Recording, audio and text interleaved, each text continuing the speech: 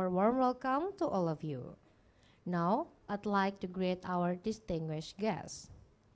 Mrs. Niken Widyastuti, the Secretary General of Ministry of Communication and Informatics. His Excellency Dr. Peter Schoff, Ambassador of Germany to Indonesia. Mr. John Nicol, Head of Media and Communication from British Embassy in Jakarta. Atal Sembiring, General Chairman of Indonesian Journalists Association. Mr. Parni Hadi, Initiator and the Chairman of the Trustees of Dompet Duafa. Mr. Imam Brolyawang, Executive Director of Dompet Duafa. Andi Makmur Maka, Board of Patron of Dompet Duafa. Irfan Junaidi, Chief Editor of Republika Daily.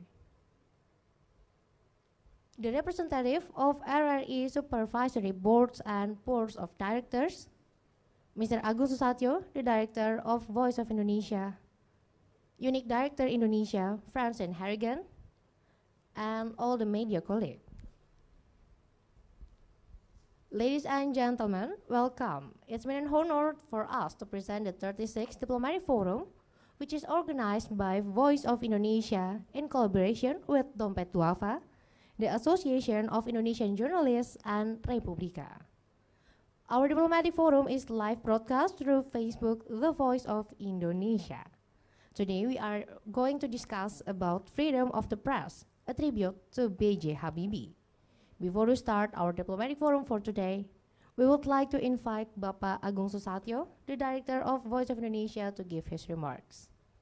Ibu Niken Widyastuti, Secretary General of Ministry of Communication and Informatics, His Excellency Dr. Peter Schoff, Ambassador of Germany to Indonesia, Mr. John Nicol, Head of Media and Comms, British Embassy in Jakarta, Mr. Atal Sembiring, General Chairman of Indonesian Journalists Association, Mr. Parni Hadi, Initiator and Chairman of the Trustees of Dompet Duafa and Dompet Duafa College,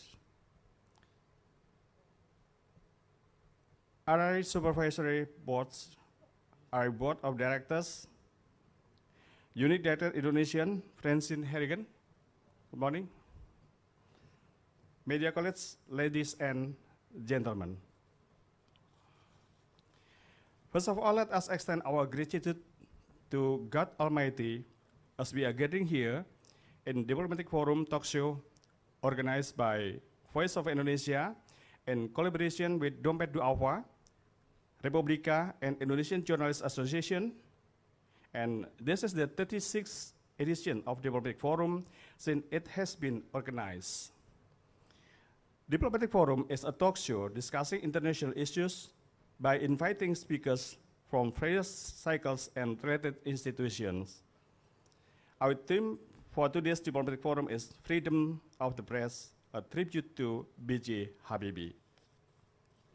The name is chosen because the Indonesian Journalists Association gave the title of Father of Indonesian Press Freedom to the late third President of Indonesia, B.J. Habibie, on September 2019. This award was given because Habibie has given freedom of expression to Indonesian press. Habibie is a figure who strongly represents the image of intelligence and freedom of opinion in Indonesia. Of course, this is the talk show.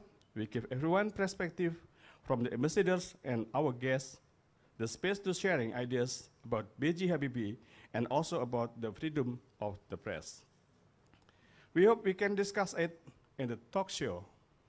And finally, we would like to thank our honorable speakers and honorable guests who are coming to the talk show. We also thank to Dwiki Darmawan, and an international musician, and Johnny Soria, who also joined with us in the talk show. Once again, thank you, and we welcome you all to Diplomatic Forum. Thank you. Thank you, Bapak Agung Susatyo. Next, we'd like to invite the Chairman of the Trustees of Dompet Duafa and the initiator of this Diplomatic Forum, Freedom of the Press, a tribute to B.J. Habibie. Mr. Parni Hadi, the floor is yours.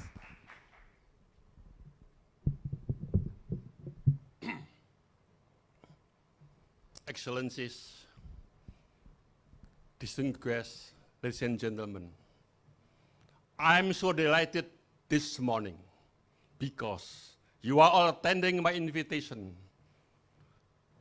to attend this special diplomatic forum entitled Freedom of the Press, a tribute to Habibie.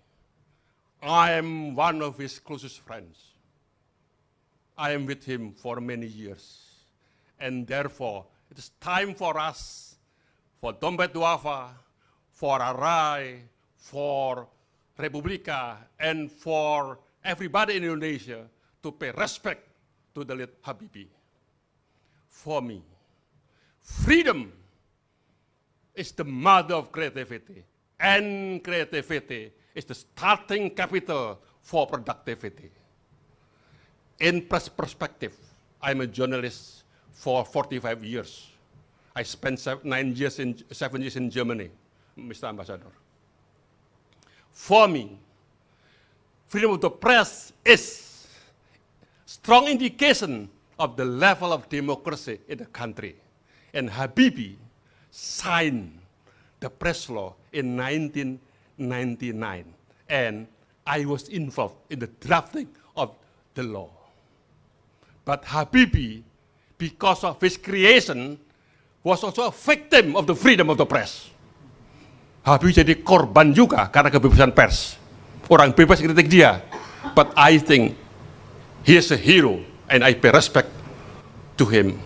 For me personally, freedom, truth, justice, prosperity, peace for everybody in Indonesia and in the world. Thank you for participating in this gathering. And to my son, Dwiki Darmawan, the pianist, thank you for your contribution. And to my new friend, Johnny Surya. John is a senior pianist, and he is a music therapist. If you are sick, just come to him, and he will heal you. Once again, please discuss everything. Free, you are free. In a free nation, in free Indonesia. I am for freedom of the press. Thank you very much. Pariyadi is my name. Thank you. Assalamualaikum warahmatullahi wabarakatuh. Thank you, Mr. Parnihadi. And ladies and gentlemen, next, let's enjoy the performance of Mr. Dwiki Darmawan, who will play a song Padamu Negeri.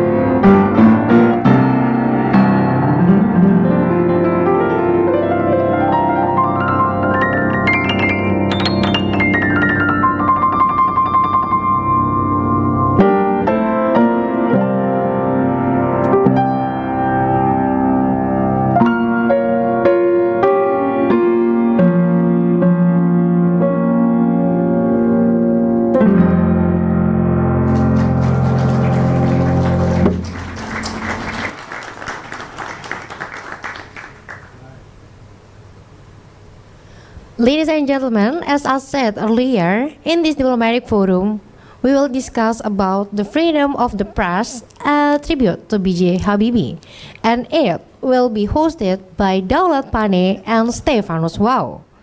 In this diplomatic forum, we also invite your participation to join our dialogue by presenting your question directly to our speakers. And for the sake of convenience, we need to ask you to set your cell phones into the silent mode. And now, I'll call the host of today's diplomatic forum, Daulat Pane and Stefanus Wow. Daulat Pane is a senior journalist of Voice of Indonesia. He has been assigned at Korea Broadcasting Service 2 times in 2006 and 2015. Stefanus Wow is a junior journalist of Voice of Indonesia. Well, ladies and gentlemen, without further ado, let's start our program, Diplomatic Forum.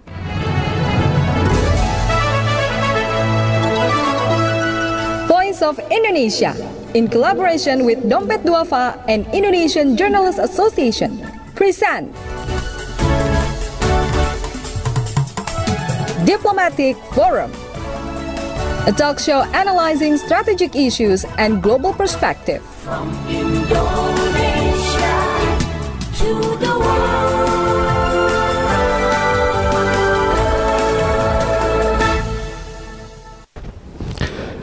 Well, listeners, ladies and gentlemen, today our diplomatic forum is going to discuss a topic on freedom of the press, a tribute to B.J. Habibie. And this diplomatic forum is live broadcast on our Facebook fan page, The Voice of Indonesia, and also our website, voanews.id. And to discuss this topic, I would like to invite our distinguished speakers for today. First, I would like to invite to come to the stage Ibu Niken Widyastuti, Secretary General of Ministry of Communication and Informatics. Please, Ibu Niken.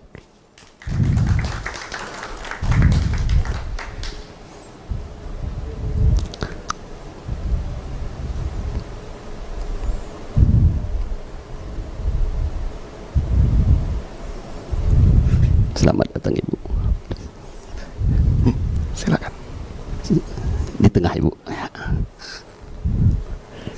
And now we would like to invite to come up to our stage His Excellency Dr. Peter Schurf, Ambassador of Germany to Indonesia.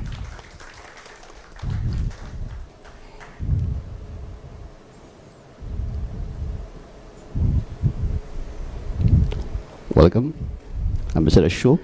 Welcome.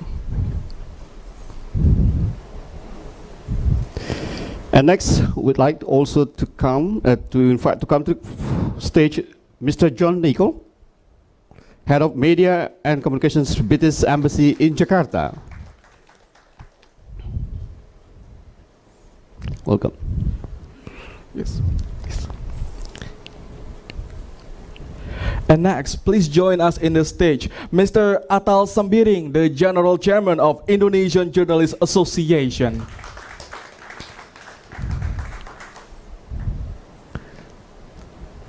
Welcome, Pak Atal.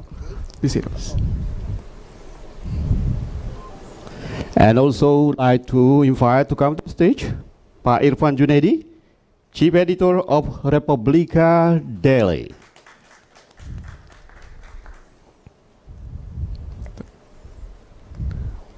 Welcome, Pak. Welcome.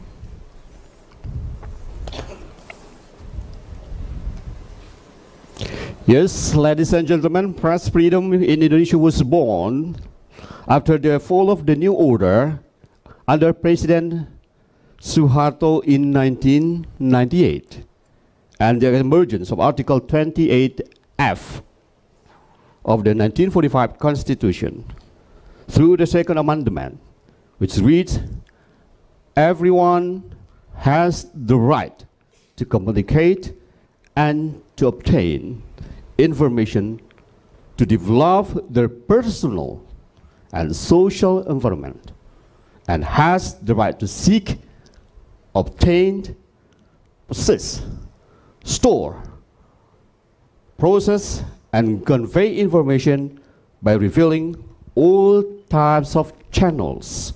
I repeat, all type of channels available. And this press freedom was then reaffirmed through the Law Number 40 of 1999 concerning the press. And Baharudin Yusuf Habibie has played a big role in realizing the press freedom in our country, Indonesia. While serving as the third president of Republic of Indonesia, B.J. Habibie ratified the Law Number 40 of 1999 concerning the press. And we will start this forum. The first question, since this is about the tribute, I would like to go to Ambassador Shaw first, because everyone here knows that the late former President B.J. Habibie was very close to Germany.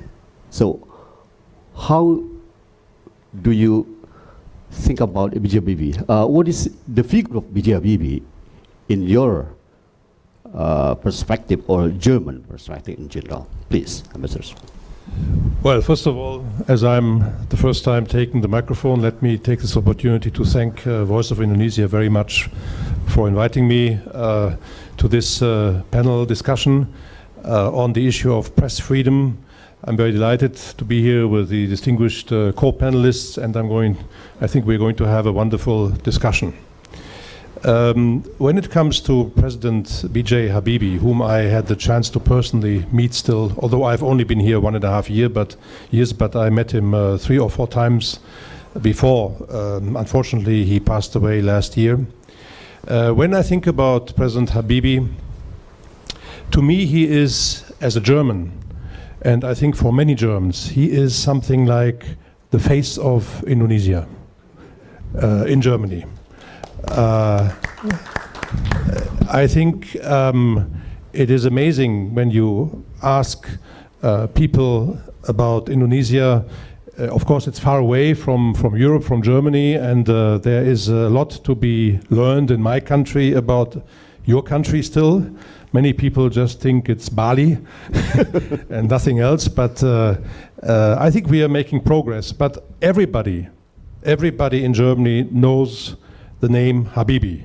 He is the face of Indonesia. He was the bridge between Germany and Indonesia. He did incredible things to bring our 2 countries closer together. A whole generation of friends, as Papa Nihadi just mentioned, and many, many others I have met, many alumni at the time, have been going to Indonesia with him or after him, following his example. I had a very touching letter written by a 10-year-old schoolboy from Surabaya last year. And the letter read, and I paraphrase, "Dear Mr. Ambassador, I am writing to you because I have a role model, and that is President B.J. Habibie. I want to go to Germany and study engineering. Please help me and advise me of how to do it." So you can see that also on the side here, there is a lot of resonance that the late President Habibie has left to also the young generation, and I think it is our task, and so I see also the role of our profession as diplomats, that we live up and honor his great legacy that he has left to us. Okay, thank you. So Habibie is the face of Indonesia. Okay, but Ambassador Shaw, I don't think that Germans do not think only, they know more about Indonesia now. It is not just Bali, right? Okay. Ibu Niken, since you also have been involved in the media for decades, so what is Habibie like in your mind? Yeah, the third president of Republic of Indonesia, Mr. Baharudin Yusuf Habibie, is on the one who introduced freedom of the press, because his signing law, freedom of press, 1999. Yes. And we all are very respectful to Mr. President Habibie, and that President Habibie promote press freedom as a crucial part of the his ruling regime at that time. Yes. And until now, we can feel that freedom of press, it is a very important thing in our democracy state. Okay, thank you, Bunika. So, the late former President B.J. Habibie played a very important, incredible role to bring Indonesia to its freedom of press. Okay, thank you, Bunika. And John, before this forum, we have some very small discussion this morning on the first floor, and I heard that you have a very, special memory with, at least British has a very special memory with Mr. B.J. Habibie. So, what do you say? Yes, Pak. I'm very honored to be here too with my fellow panelists and to receive the invitation from Voice of Indonesia. Thank you very much indeed. On behalf of our ambassador, who couldn't unfortunately be here, we had a wonderful relationship with President Habibie. He was a global great. He was a leader that demonstrated bravery, courage, long-term vision. These things are not always in a great supply with the pressure that politicians are under. He brought that very delicate period of transition. He was a voice of stability, of calm. His warm smile and his kind presence was felt everywhere and by all Indonesians. And he was a close friend and neighbor of the British Embassy. His house is about 100 meters from the British Embassy. He was often over meeting with our former ambassador, Pak Mozam Malik.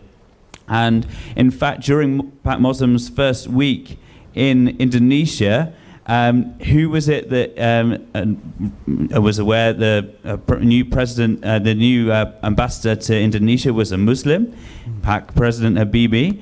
In his typical friendly manner, he invited Pak Mozam to pray with him that Friday at the local mosque.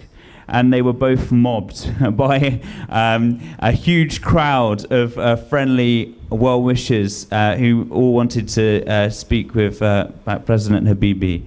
And he was a big fan of the embassy banana cake. We used to send banana cake to him about every 2 weeks. He couldn't get enough of our embassy banana cake. So he's dearly missed by all Indonesians and all in the embassy. And his memory lives on as a challenge to us all, I think, to really be brave, to be courageous, to face up to difficult decisions and challenges that we face, and make decisions for the long-term good of Indonesia and of the world. So he's very much admired in the UK as he is here. Okay, thank you, John. So, yes, give an applause. So, President Habibie's favorite cake is banana cake. Okay. Yes, Pak Irfan. So I think Republika also has a special, relations with Pak B.J. Habibie. So can you tell us about this? Yes. Good morning. Thank you very much for the whole panelists and all participants here. And also I would like to say thank you very much as well for Dompet Duafa and RRI. So program is really amazing for me, and it is my honor to be here. I will share about one things related to Republika and Pak Habibie. I think he is the father or grandfather of Republika, because without Pak Habibie, I think Republika will not be exist at the moment. Republika was born by his idea, and then Pak Parni as the first chief editor trying to translate every idea of Pak Habibie into the media with the name is Republika. And the second, I was a journalist since before Pak Habibie era. I mean in Orde Baru era. Yes. That's everything is very strict. And in 1999, Pak Habibie opened everything for the press. So it's like freedom without boundaries. Yes. Every media can say anything. Every media can publish every picture. Actually, at that times, I was very worried about that because, and then many people publish quote unquote very hot media. And it's dangerous for kids, for young people at that times. But, and then time by time, people can digest what the content of media. And finally, media that only use the freedom without responsibility, and then they cannot sustain. So the thing that Pak Habibie teach to us, that behind the freedom, there is a responsibility for the media to present the content for the publics. That's the two things that's very important as a legacy of President Habibie. Okay, Irfan. We will discuss about this press freedom later, more deeply. And I will go to Pak Atal Sembiring. Yes, Pak Atal. It is the Indonesian Journalists Association who awarded Pak Habibie as the Bapak Kebebasan Pers, yes, or the father of press freedom in Indonesia. Okay, thank you. I have prepared text because I'm really serious to tell you why we give Mr. Habibie the honor as the father of Indonesian, the freedom of press of Indonesia. So I will read it.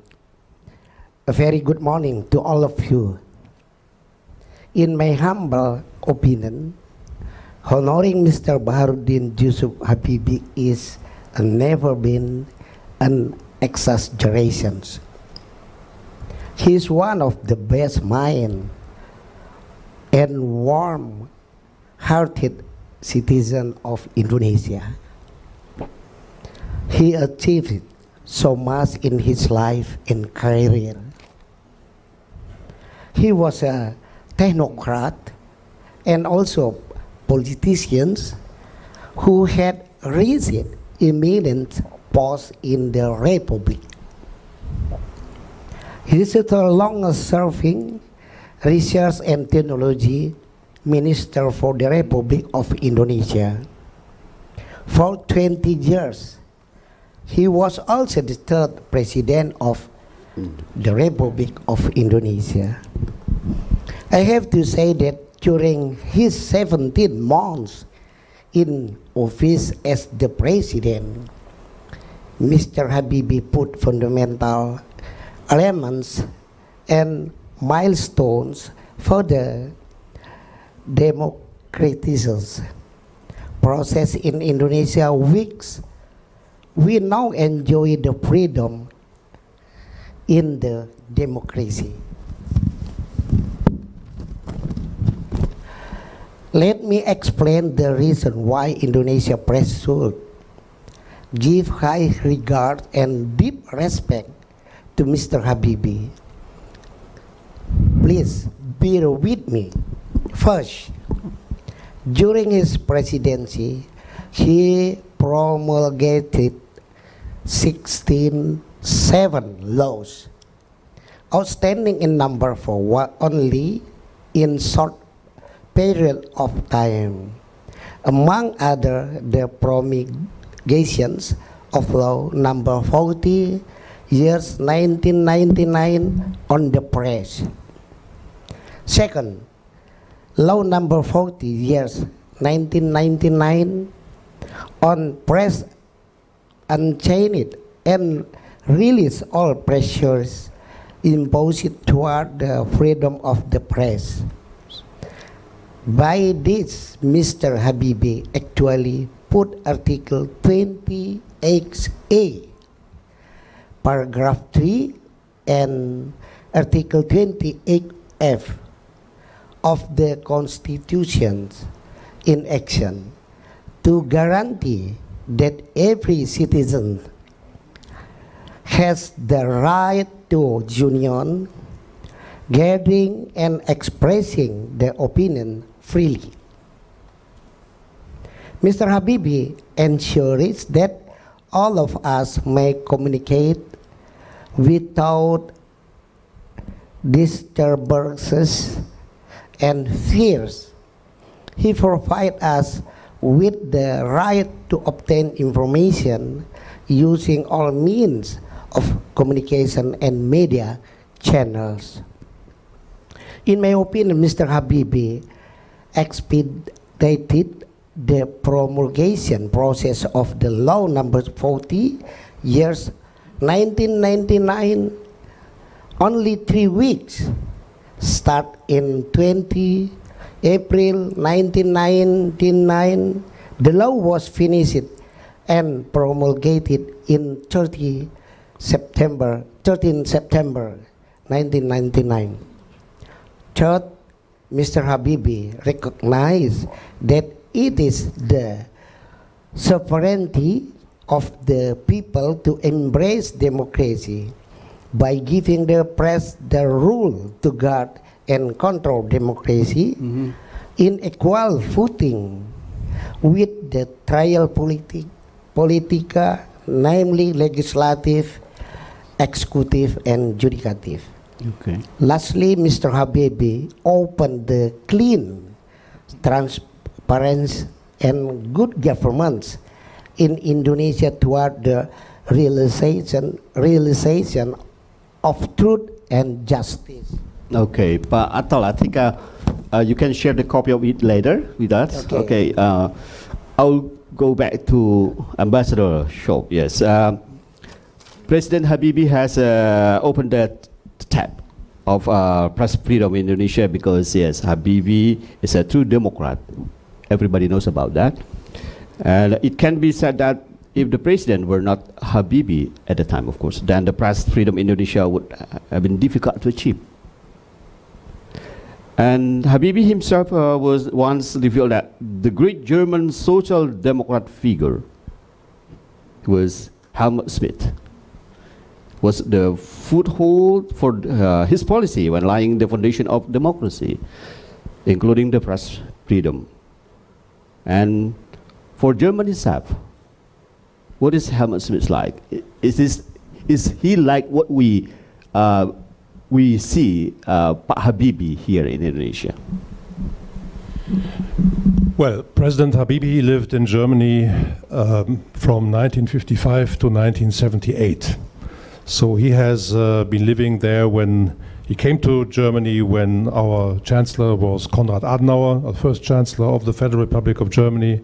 We then had Ludwig Erhard, we had then Kurt Georg Kiesinger, we had Willy Brandt, a very famous German Chancellor, of course, from 1969 to 1974. And in 1974, Helmut Schmidt took over. He was a German Chancellor until 1982. And he is remembered as one of the truly great German Chancellor. He didn't rule as long as Konrad Adenauer, and he didn't rule as long as Helmut Kohl. But he was the Chancellor during whose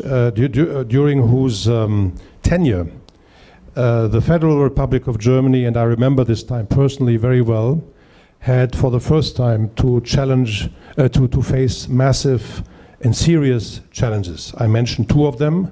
One was in 1975, the first oil crisis after the decision by OPEC to reduce oil deliveries to the world, which resulted in many Western countries that we had car-free Sundays. We had, I think, 2 months where every Sunday driving a car was forbidden because you had to deal with a shortage of fuel. So this was the first time, and you can imagine what this meant for a country like Germany when we still had many people who had lived through the war and through the hardships of the war, where many things were very scarce, you know, also food.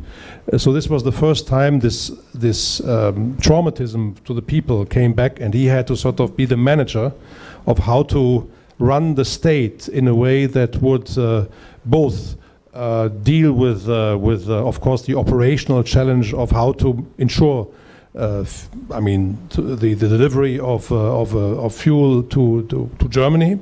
And on the other hand, he had to deal with the emotional side of this whole story. That was the first big issue. And the second and much more serious issue, of course, was terrorism in Germany, extreme left-wing terrorism, which started in the 70s. And he was, I mean, this was a time which was very difficult. And President Habibie talked to me about this time when I once visited him, when we had this terrorists taking German politicians, hostages, business people, diplomats hostage, and trying to blackmail the state. And he is the chancellor who is remembered to be the one who was able to respect the norms of democracy, while at the same time demonstrating that you can have an effective state in democracy. You don't have to change to an authoritarian rule or to a dictatorship to still run, to deal with serious issues. And I think that is maybe, to come back to the late President Habibie, that is the element that triggered his admiration to Helmut Schmidt, and also was maybe a source of inspiration to President Habibie's role in the Reformasi, in the transformation, that he was seeing in Helmut Schmidt a role model who could demonstrate that you can run a state in an efficient manner, provide what we call today output to the society, deliveries of services, security, and so on, while at the same time remaining in the framework of democratic structures without changing constitutions, and so on.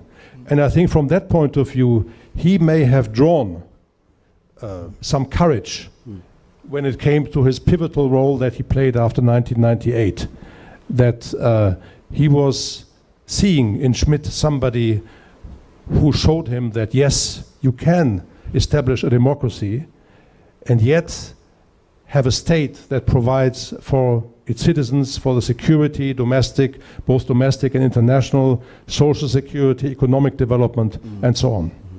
Okay, so Helmut Schmidt is a role model for B.J. Habibie. Okay, Steve? Yes, so if Schmidt is the role model of Habibie, Habibie is the role model of many young people in Indonesia, and he is quite influential in our country. But more specifically, does he has a direct influence towards Republika, Pak Irfan?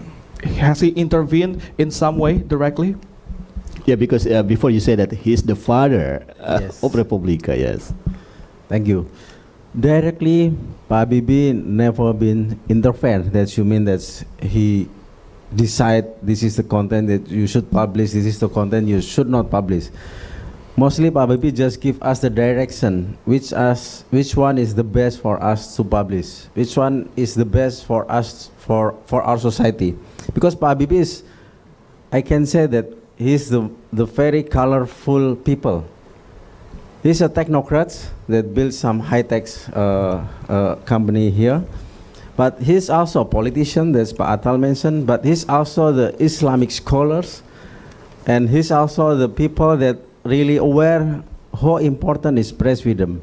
So Pak Habibie really understand what press should do for the society. And he don't need to directly make like a very detailed guidance that you should do this one or you should not do that ones. So we can freely publish every news because we understand that independence is very important for us. Okay. Okay, Steve? Yes. Yes, Ibu Niken, first freedom that we are practicing at this time, according to the Ministry of Informatics and Communication, sits still on the track that what maybe B.J. Habibie expected at the time. Yes. Yeah. Nowadays, what Pak Habibie decide to be a press freedom country, I think until now we got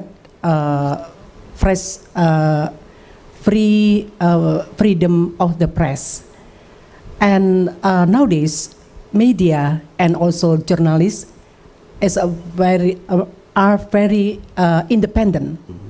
Government does not interfere and also does not control the press.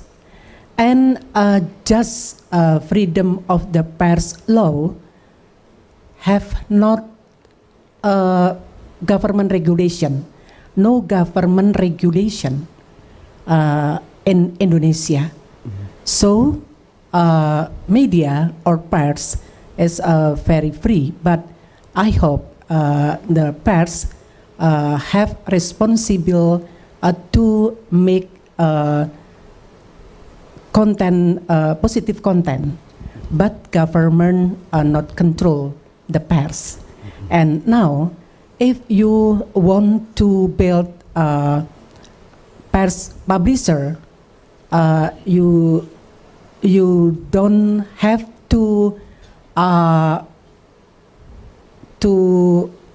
mendaftar Register. Yes. To the government. But no register if you have to build a press publisher. I think freedom of the press in Indonesia is very good. It is very good for media. Okay, so freedom of the press is very good because you are independent and there is no regulation, special regulation from the government regulation which control the press freedom in Indonesia. Okay, thank you, Bu Niken. Well, ladies and gentlemen, we got a break for a while. That's the first segment that we have. And we would like to enjoy a song, Sepasang Mata Bola. This song is composed by, anybody knows? Ismail Marzuki. Ismail Marzuki, that's right. What time? 1945. Nobody knows? 1946. 1946, that's right. So, Mas Dwiki, would you like to play this song for us? Sepasang Mata Bola. Yes. This is an honor for me to play one of the most favorite Mr. B.J. Habibie's song, composed by Ismail Marzuki.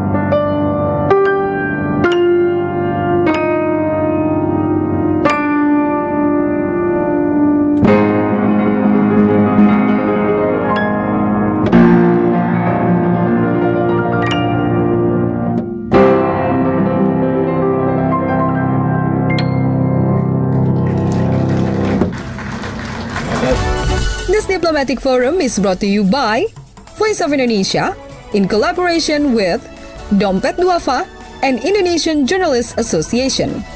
From Indonesia to the world.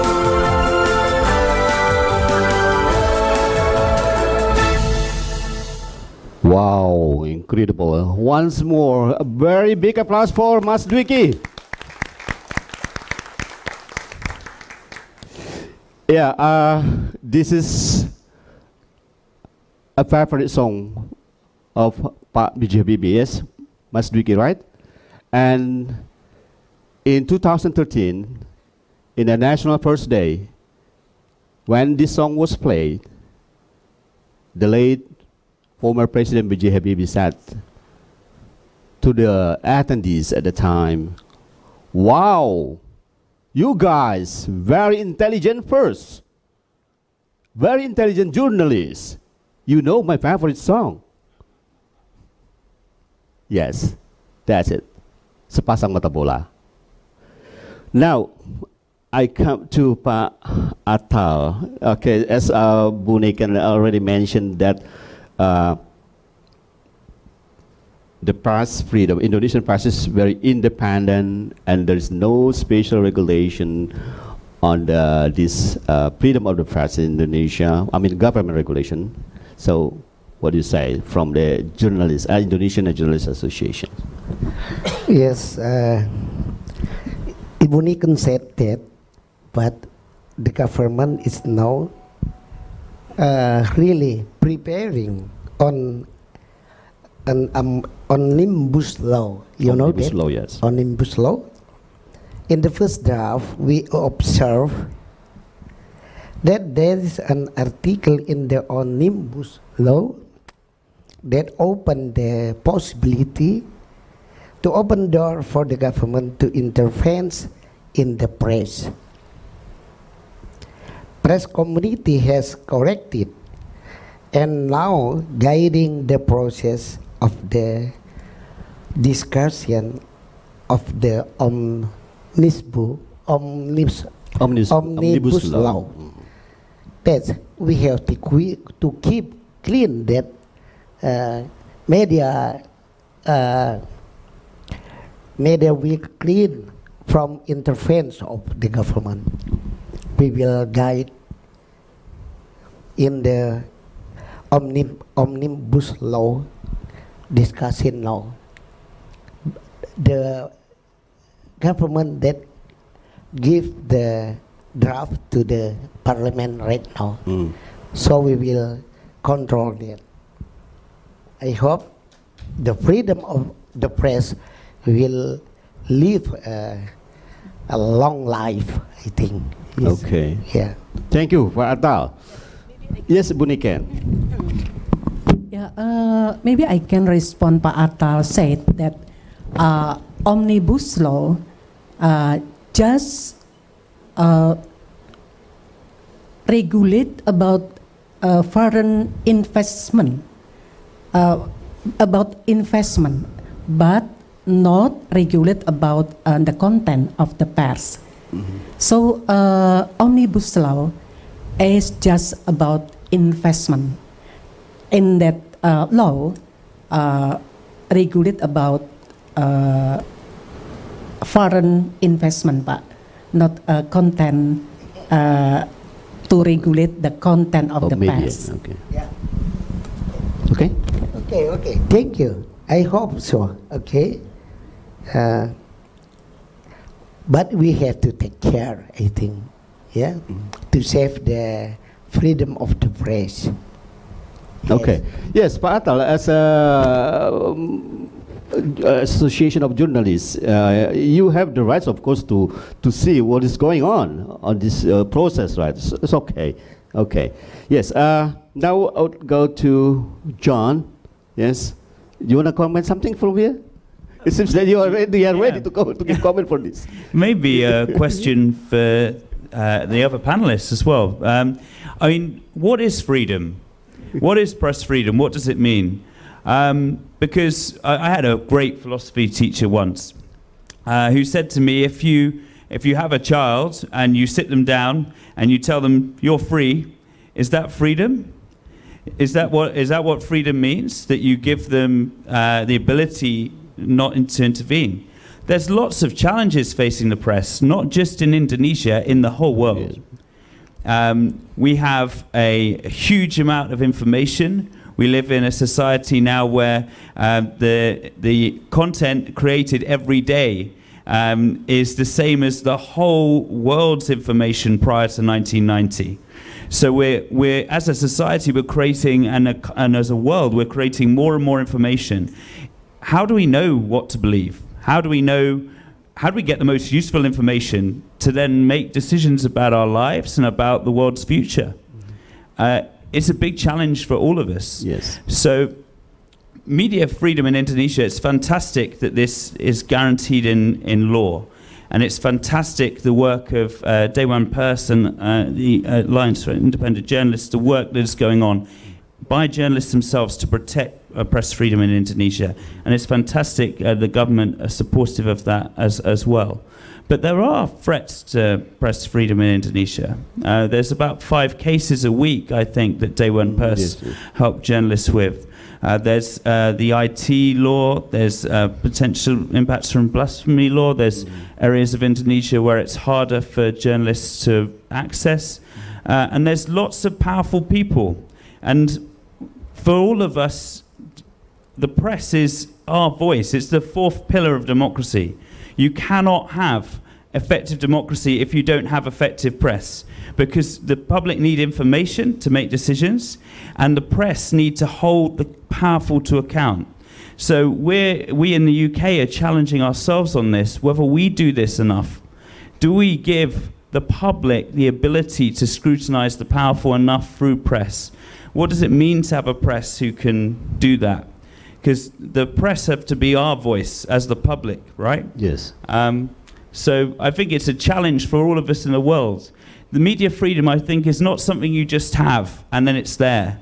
I think it's something that the whole society needs to look after and be aware of. And yeah, that's why the UK made it our foreign policy priority last year, media freedom in the world.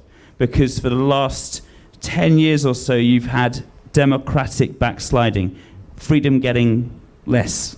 Okay, thank you, John. So it is not the freedom what we understand here. It is not like a freedom that you give a child that you free to play outside there and then you go there and play there freely, something like that. Okay, Ambassador Schwab. So what is the meaning of freedom of the press in Germany? I mean, as far as Germany is concerned, I first of all share a lot of what my British colleague just said about press freedom in Indonesia. I think also having had Reformasi for 22 years, it's a young democracy, and because it's a young democracy, I think it's also important that the principle of the freedom of the press is really upheld in a very firm manner. But I think that it was just pointed out that there is, of course, a challenge, because freedom does not mean so much if it is not accompanied by responsibility. And the responsibility of making use of the media freedom is today facing a lot of challenges. I mean, it's not only the amount of information, it's also the amount of disinformation that you see. So where are the mechanisms where you can actually check what the truth is? I mean, there are, I think, different ways in countries how the press organizes itself in a corporate way. I mean, there is a press law, of course, here in Indonesia, which was cited upon. When I look back to the history of my country, when it was a young democracy, we had actually a funny situation in 1953 when our first chancellor tried to initiate a press law. And then there was a lot of suspicion by our friends, if I may say so, who occupied Germany at the time, because we were not a fully sovereign country, specifically the British. And actually the German press took the British as a model by organizing itself in a so-called press council, giving it its own corporate rules and trying to protect itself by organizing itself from the penetration through government intervention. Okay. Of course, you know, our press freedom is sort of provided for in our constitution too. It is free, it is the principle, but then of course there are limits. I mean, the limits of press freedom are to be found in the laws of the country. You know, you cannot, with the pretext of press freedom in my country, for example, call for the, let's say, the denial of the Holocaust. That is a criminal offense under German law, and if you do this as a journalist, I mean, you are criminally accountable. So these are the limits. But I think, as far as the ethical standards and the standards of responsibility at large are concerned, in my country, the press landscape tries to organize it within itself to a large extent, and it works actually pretty well, I must say. There is a corporate spirit of what you can do and what you can't do. For example, there is a code of conduct, and the first principle of the code of conduct is the commitment to the truth. And which means that if you violate this principle of the code of conduct and it's found out, you're obliged to rectify it in an appropriate way immediately. For example, I mean, there are of course many challenges that have to do with the freedom of expression on the one hand, and the right of the dignity of a person on the other hand. You know, you think about all these celebrities, you know, the royal family, and where are the limits? What can you say? What can't you say? And so on. So this is all very complicated. But looking at 2020, I would say the big challenges are coming from another angle. And that is, I would say, more the populism, the opportunities of social media that make it, I mean, things like trolls, you know, and all these instruments that you can use that we know from the US electoral campaign to disinform people, to manipulate people. And I believe this is the big challenge that we face today. And frankly, if I may say so, I mean, normally we're here to present ourselves as firm believers and knowing a lot of things. But I think when we're really honest, in all our democracies, whether it's the UK, whether it's Germany, whether it's Indonesia, we are a bit, actually, it's an uphill battle to deal with these challenges of how to uphold the freedom of the press, but find out really what are the elements that abuse the principle to really, well, I mean, I would say destroy democracy. And that is a big challenge, and I think we have to be very careful of how to deal with it. Certainly the answer is not more state regulation, I would say, from the point of view of my country, but it's a question that has more to do with educating people, with providing proper platforms of communication, information, where people are educated about how to form their opinions in a responsible way as responsible citizens. So it's not an easy fix by just installing a law and banning a couple of media, you know, that you find a suspect. That's actually a very dangerous path, I think, to take.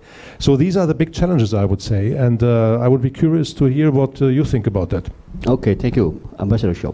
Yes, Pak Irfan, freedom of the press and responsible. So, what do you say about this? So, it is already a Republica, or just say the media here in Indonesia already in that stage? I mean, they have freedom, but they also have responsibility. Yes, that is two both sides that should present at the same times. But I agree with the both of panelists that freedom of the press now is become more challenging. The challenge is come from internally first, because most of the press institution now, they are thinking more about the sustainability than about the freedom. The competition is too tough with other platforms, so media trying to survive with their own way. And the second, now journalism is also face-to-face with the algorithms. The content will be published at a good position as long as they follow the rule of algorithms. Although they don't think about the standard of journalism. The most thing how to find the good place in algorithms. That's the most important things that now people and also media trying to get this kind of way of thinking to create the contents.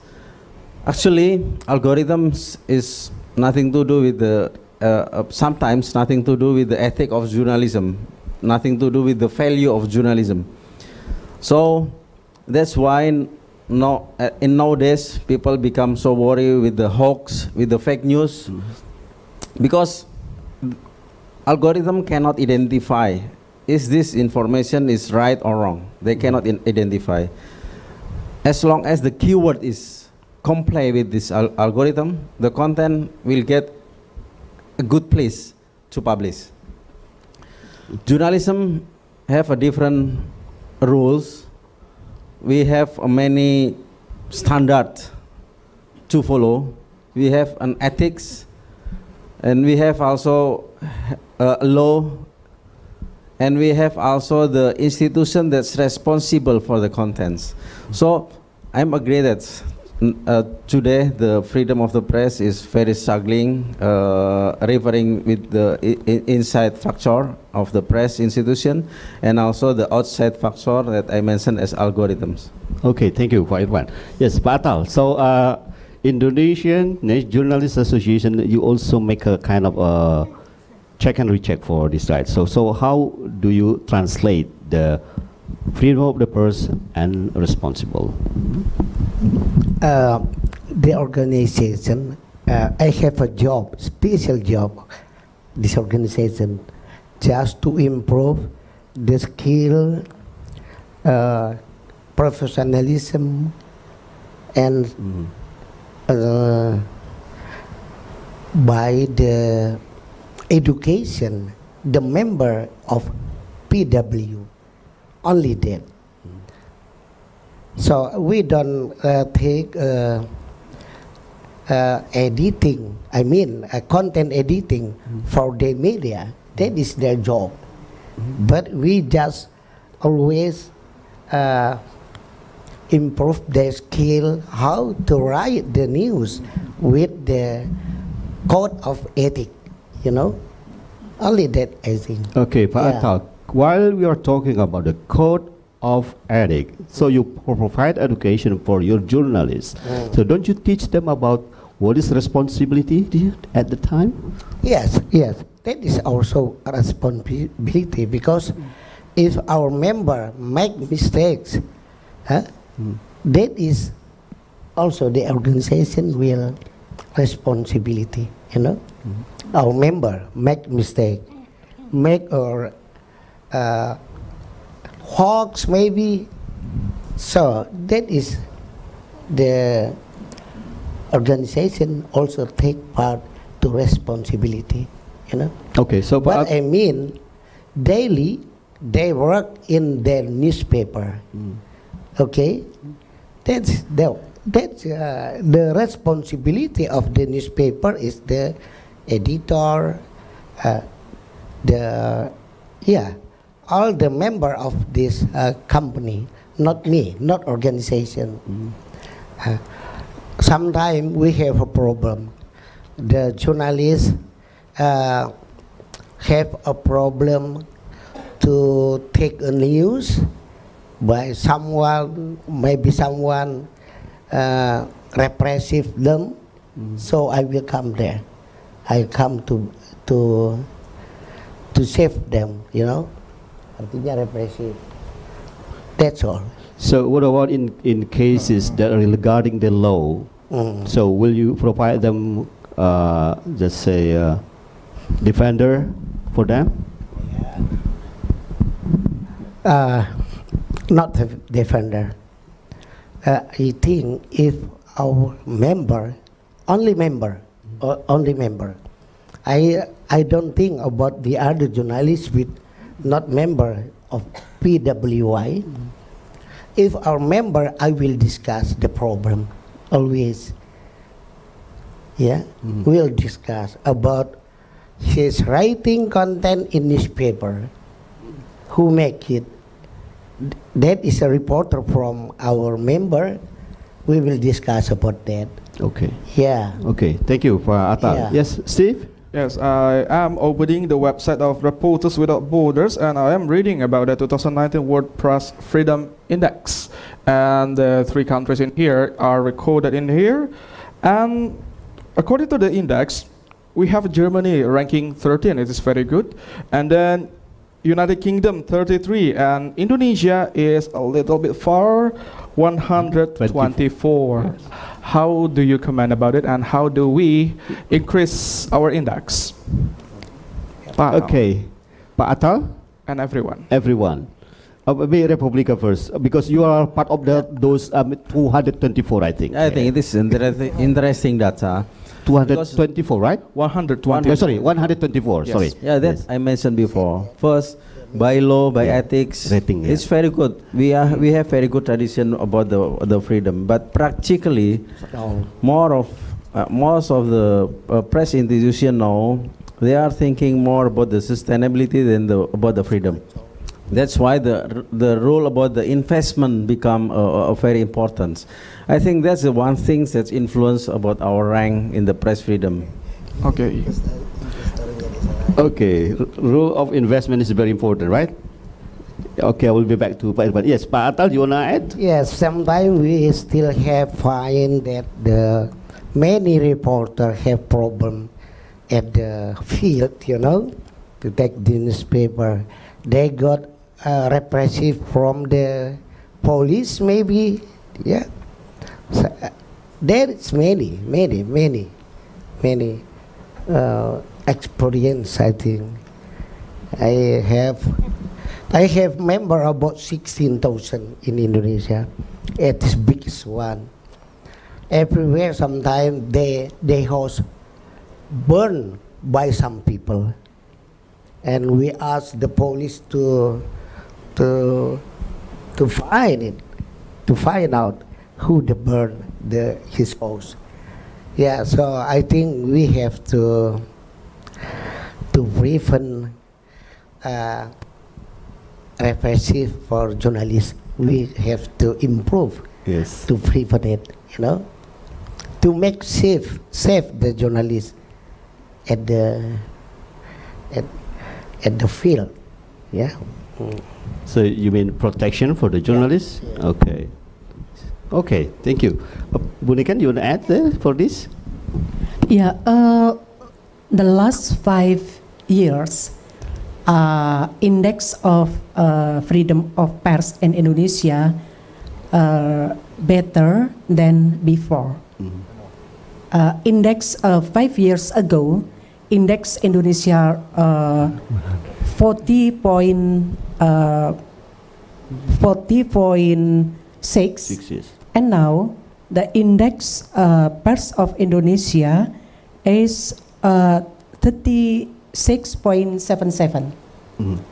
So it's mean that the index of freedom of press in Indonesia better. Although, like Pak Atas said, several cases in the field of the press, but in general, the index of freedom of press in Indonesia is better compared 5 years ago. Okay, actually I would go to Ambassador Shaw first, right? So maybe you have some inputs for this.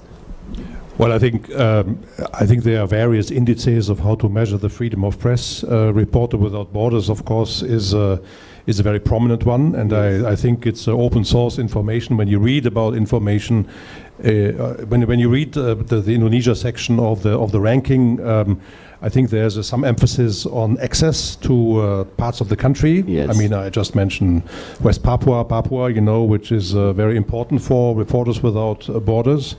And so that is a very important element. In general, I must say, when I came here first as ambassador, I was really struck by the pluralism in the press, by the quality of the press, and I find the discussions also about the press very responsible. I think the issue is of how to, in the face of, as I said before, all these challenges that our societies face at the moment, how to not to be seduced into some kind of over-regulation and let's say semi-authoritarian legislation and so on. By the way, just for the record, I would like to say that as far as my country is concerned, we are looking in a positive spirit at the omnibus law, and I think that foreign investment in media is not necessarily sometimes that automatically endangers the freedom of the press. I mean, we have in my country lots of media which are owned by non-Germans, and we still have, through our laws and our codes of conduct, mechanisms to ensure that our standards are met. If I might just add, I mean, just as a bit of a contrast, you mentioned we are number 13, so we are ranking quite well, you know, but if you read the Germany section of Reporters Without Borders, it's interesting to see that there is actually a rather new element since a couple of years in my country and some other Western countries, and that is that the dangers for journalists don't come from the state so much, but they come from segments of society which have been really manipulated in a way that we see today in Germany journalists being attacked by right-wingers, by right-wing people who think that everything the mainstream German media report is a lie. There is this ugly word Lügenpresse in German, you know, lie press, you know, and they have, I mean, we have had a number of incidents with journalists who have been attacked in public places by citizens who have gone to the extreme right. So the challenge for journalists, the dangers for journalists do not come only necessarily from the state, but they can also come from irresponsible and, how should I say, crazy extremists from within the society. Okay, thank you. Yes, John, for the 33 ranks? Yes, okay. Yeah, and we are determined to improve on that ranking. So I think this is a very scientific measurement they use, so it's very helpful to read the perspective from the outside. The UK, as I say, made it our foreign policy priority last year, media freedom, because it is the one guarantee, really, I think, of a good democracy. Also against corruption. The countries that have the freest press are least corrupt. The countries with the least free press are most corrupt. The biggest guarantee against corruption is a free press. So that's one good reason to care about this index, care about these rankings. And the UK, as I say, we're determined to improve our own ranking. So we held this media conference, the first conference in the world devoted to media freedom in July in London last year, along with UNESCO. Canada's going to be holding the next one this year. In July, Minister Pak Rudiantara from Indonesia came and represented Indonesia at that conference. And we are starting to create now a national action plan to improve press freedom in UK. We've created an international group of lawyers, task force led by Amal Clooney, 15 lawyers who are helping journalists around the world defend themselves. We've also created a fund, £5 million to defend, for journalists to apply to defend themselves. In lots of places, not in Indonesia, in lots of places, journalists aren't organized and don't have the money themselves to defend themselves legally. So we would love it if Indonesia wanted to create a national action plan as well. Indonesia can work with the government to create a national action plan. How can Indonesia get up that ranking list? That's what the UK is doing at the moment, and I think it'd be fantastic if Indonesia wanted to do that. There's about 35 countries who have already signed up to do the same thing. Okay, thank you, John. So I think it's a responsibility, part of the responsibility of Pak Atal to make this national action plan, and also, if possible, to bring this international conference to Indonesia, Pak Atal, maybe next years. Okay, before we come to the next segment, we just hold it. We will enjoy one song from Pak Joni Surya, Gugur Bunga. Please, Pak Joni Surya, give it a brief applause.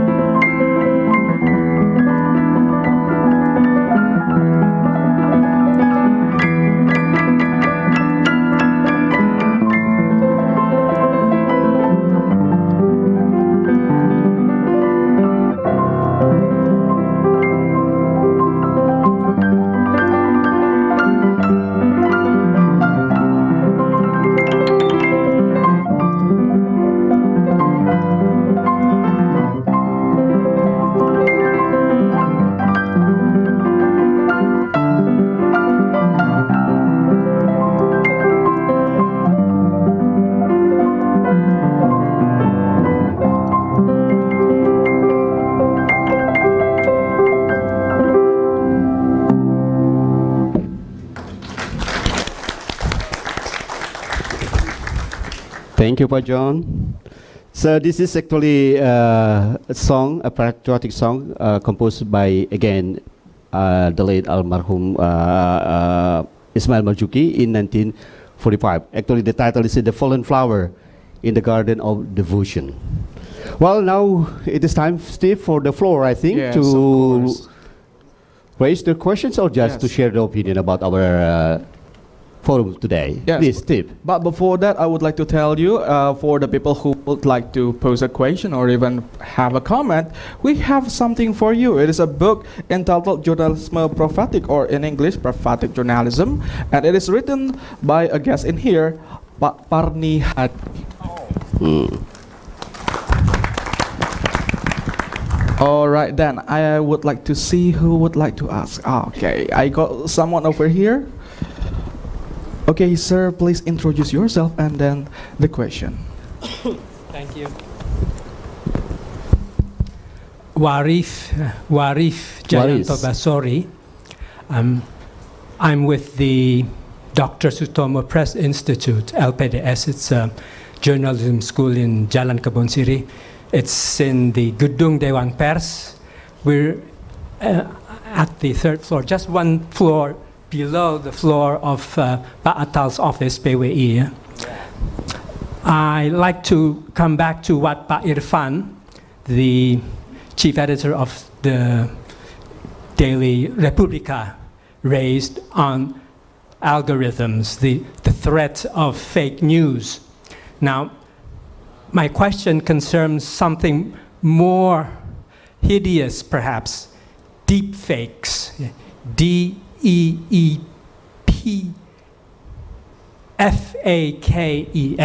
deep fakes. These are fake videos, fabricated audio and video filmmaking, where the people in it talk and do things which they actually do not do. And I'll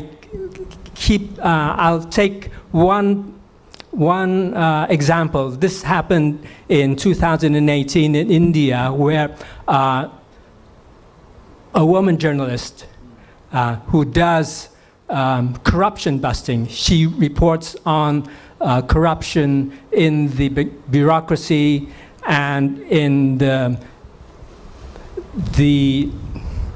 questioning, the highly questioned linkage between big business and people in government. And she had won a number of awards, international as well as domestic, for her work in writing up and exposing corruption practices in India. Well, in 2018, she saw a video of herself in sexual acts, which she herself did not make.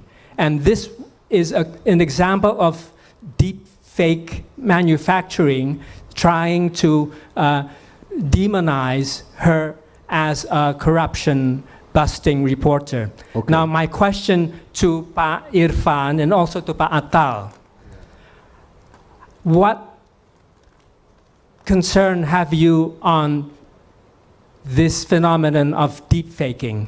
And what advice, what training do you give to your reporters, to the members of the PWI, on how to counter deep faking, which could also be a source of making their work, credible reporters working in the mainstream press, make them lose their credibility if they are the targets of deep faking, as in the case of the Indian journalist?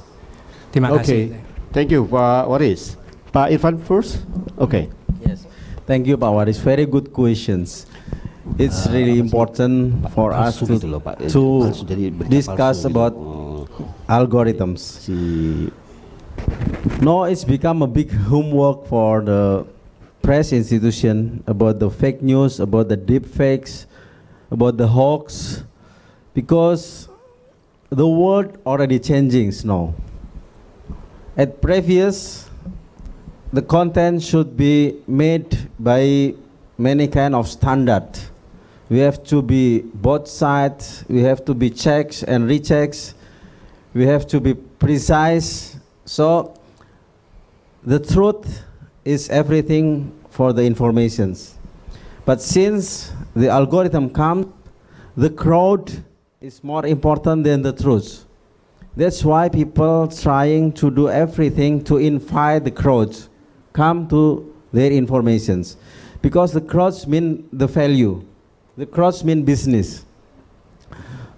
And it's really a big homework for us, not for only media institution, but for everyone here, for the governments, for any institution that is responsible with the publication. It is a big homework. Me inside in Republica trying to campaign that we should back to the journalism value. So everybody in Republica, for the first time they become a reporter, the thing that we have to train to them is about the value of journalism.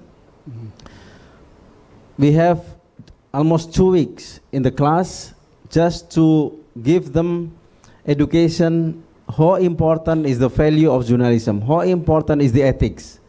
And the second is about the integrity. As long as they can hold the value, as long as they have their integrity, we are believing that this is the two things very important to avoid them from the willingness to publish the fake news or involved in the deep fake that's, as Pak Waris mentions.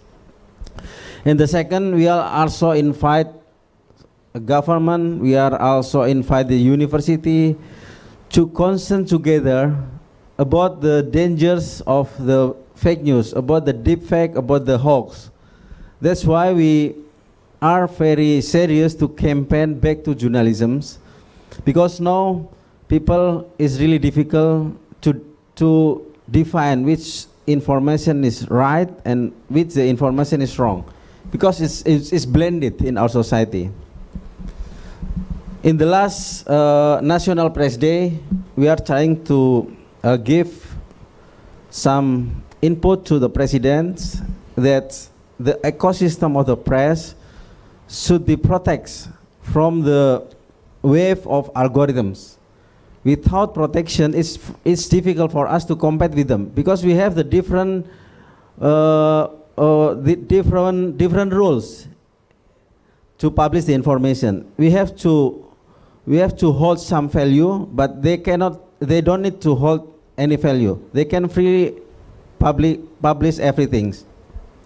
We have a different playing of fields. So it's difficult for us to compete with them. And hopefully, this kind of situations will appear in the new regulation, which is the omnibus law that related to the press. Okay, thank you, Pak Irfan. So it wouldn't happen in Republica, right? Okay, thank you. Pak Atal? I think my answer same with him, not different, you know. I want to say that all of my member journalists, now that they have to take care from hoax, false news, fake news, and everything from the media social. They have known. But the most important for us now, I hope the government make some regulation about the mainstream media and social media. I know that in German you have the law, the relationship with the mainstream and media social law regulation. Do you have it? Yeah. In Indonesia you don't have it. We really sad. They have advertisement from the media social about 17% from all the cost for advertising in Indonesia, 70% to media social, and 20%, just 20% for mainstream media. So we have to keep, they have to control. They not pay tax, you know, free tax. They not give salary to the journalists, but take aggregator the news from the mainstream media. They are very, very big company. So we have to protect that. At the National Day, last time in Banjarmasin, we voiced it to the government. I hope government will arrange it. How about the media social rule regulation in German? I think you have rule regulation about the media social in German. We don't have it. See, that's all. Okay. Pak Waris, actually the deep answer already in the book on your hand, Prophetic Journalism. Pak Parni is the teacher of journalism. He wrote very good about the value. Okay. Okay, just to share, John and Ambassador Shop, yes? Well, I think as far as legislation on the relationship between mainstream media and social media is concerned in my country, this is, I think, less a fixed and ready picture, but an ongoing discussion. We have a situation that places a lot of emphasis and responsibility of the platform providers. But of course, to tackle the sources is not always easy because of changing IPN numbers, you know, and so on. So it's quite difficult. But I would like to make a comment to this, to the question that we had, and maybe also share something with you. I think it brings us back to the beginning of our discussion when we talked about the responsibility of media. First of all, I think there are two answers to that deep fakes issues. The first is that obviously, as managers or editors, there is a specific, particular responsibility to check and recheck and recheck, and also sensitize your journalists to certain investigative standards that they have to comply with. And as a footnote, I would just like to say, my British colleague mentioned these very, very good conferences that are organized by the UK and by Canada.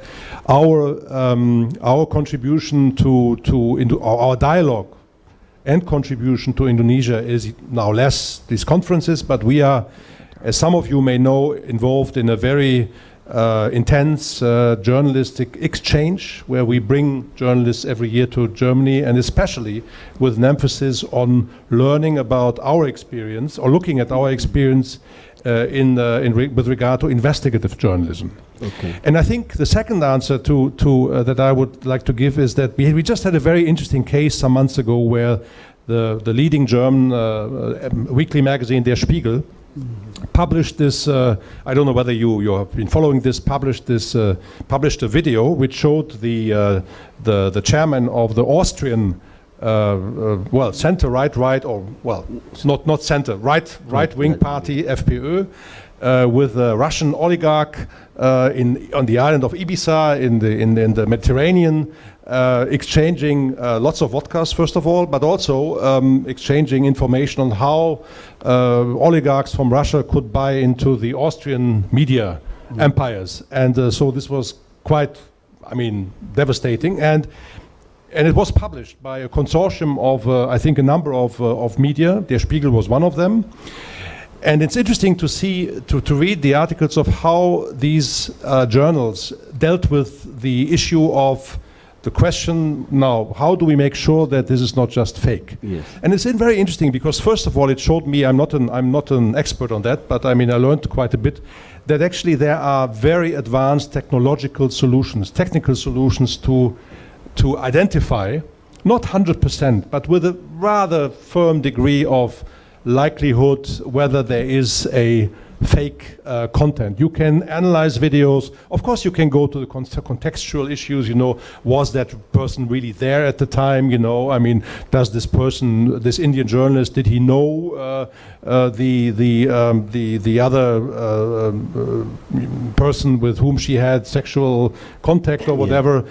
I mean, there are all these basic standards that you can do, but there's also some technologies nowadays at hand where you can do that. And I think it's important for media also to invest, and it's not cheap, to invest into the resources, the technical resources to identify these fake news, deep fakes, hoaxes, and so on. It's not cheap. You have to walk an extra mile.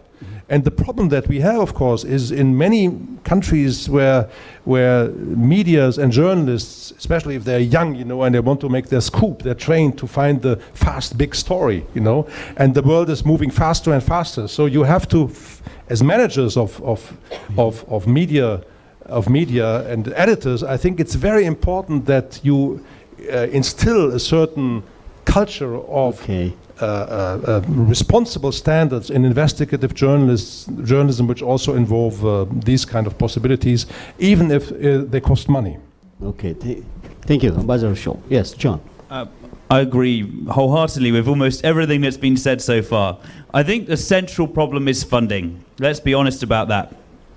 Newspapers and media in the past used to make most of their money from circulation and advertising. Advertising because there was limited space in a newspaper, advertising because there was limited space on a television schedule was worth a lot more. Now, advertising is, there's so much advertising. There's everywhere you look, there's advertising, and it's unlimited on the internet. There is no limit to the amount of advertising you can see, and now it's about trying to hide advertising in social media, through influencers, through people thinking that things are genuine when they are in fact adverts. So this is the problem. This is a central problem of money and funding, because, and then how do you have sustainable media? How do you fund investigative journalism? It's expensive. So we all need to do a few things. We need to start paying for newspapers. You're going to love this. we need to start paying for newspapers. Newspapers need to think of new models. The Guardian in the UK has for the first time not lost money last year in their recent funding model. How are they doing it? Several million British people are paying them a donation so that they can keep getting that source of information. So that's one way. There's other ways. There's embedding links, and there's using Spotify and all of this kind of thing to generate income and funds through other ways, which you have to keep your journalist integrity, so you're not selling someone something, but you can be honest about the fact you're making money through links. Deep fakes is a problem, obviously, because that's going to generate interest, as colleagues have said. Clicks mean money. We all need to be careful about where we're clicking. We need to try and, because when we click, we're giving basically that source money through advertising. So if we have an educated population that are empowered to make decisions, to criticize, and when I say criticize, I really mean critical thinking, to think critically about what they're reading. Who wrote this? Why did they write it? Who funded it? And really evaluate what they're reading. That will only be a good thing to help solve this problem. And I've heard similar things to what my German colleague was saying about deep fakes still being fake, and you can still find that they are fake somehow. So I'm reassured by that. But this problem is not a new one. Stalin doctored photos of him with Lenin, you know. This is a long-running problem. We need to be creative. We need to continue to think creatively to solve it together. That's why these international conferences are so important, because it's not just Indonesia facing this, it's the whole world. Yes. Okay, thank you, John. Yes, Steve? Yes, is there any other people who want to ask something? Or just you want to share your experience? No more? Okay, or maybe just wait for that. Yes, Bu Nikan. So, if there is a technology for this, right? I think it is better if the Ministry of Communication to have this technology to determine that one content is fake or not. So are you in the process of this or what? Yeah. In our office, MCI, we have ICE. ICE is artificial intelligence system to review the fake news. And every day, 24 hours, we track the content, and then we identify, and after that, we cross-check or clarify with the relevant expert or relevant ministry or relevant institution to cross-check that the hoax, the content is true or not. And every week we publish